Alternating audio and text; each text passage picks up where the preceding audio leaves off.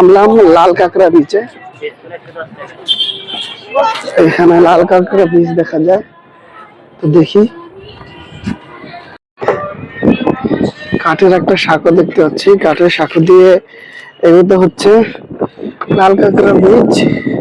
এবং এখানে অসংখ্য ধরনের মাছ দেখতে পাচ্ছি।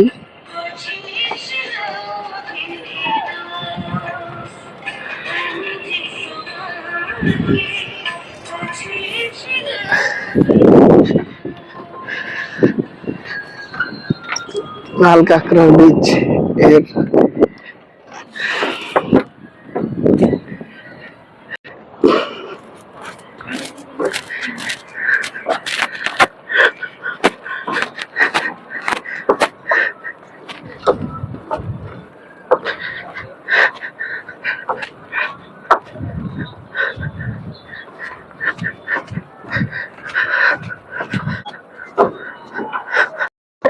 এই যে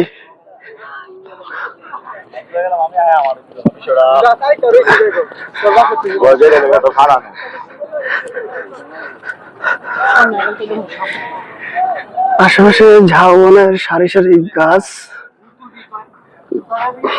এই জায়গাটা অনেক সুন্দর।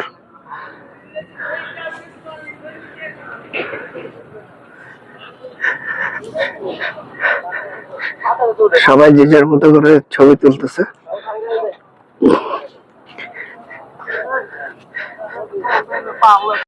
এইখানে আশেপাশে সারি সারি ঝাউবন। এখানে যে বিচ্ছু বাহিনী,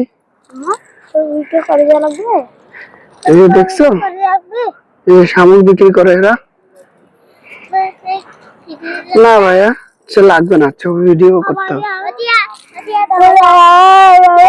হ্যাঁ, এটা কিন্তু ইন্টারনেটে চলে যাবে। এই যে এইখানে দেখেন কত সুন্দর করে ঝাউবনের গাছ, এবং চারিদিকে এত সুন্দর ঝাউবন, অসাধারণ সুন্দর, একটার পর একটা সিরিয়াল। জানি না কেউ লাগিয়েছে না, এটা অটোমেটিক হয়েছে। সামুদ্রিক এলাকা, অসাধারণ সুন্দর।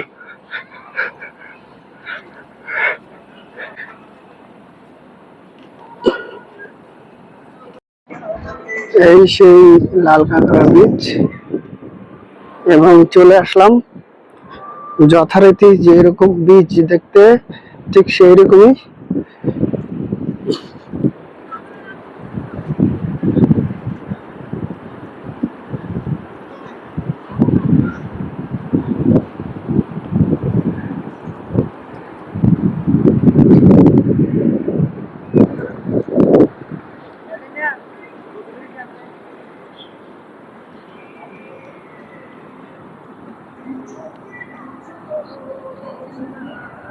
লাল কাঁকড়া বিচের খোঁজ, বিচে আসছি কিন্তু লাল কাঁকড়া কোনো চিহ্ন নাই।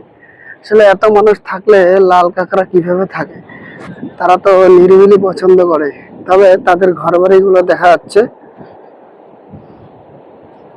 যে পায়ের নিচে যেগুলো পড়তেছে এগুলো কিন্তু লাল কাঁকড়ার ঘর। এবং এইখান থেকে সমুদ্রের অসাধারণ দৃশ্য।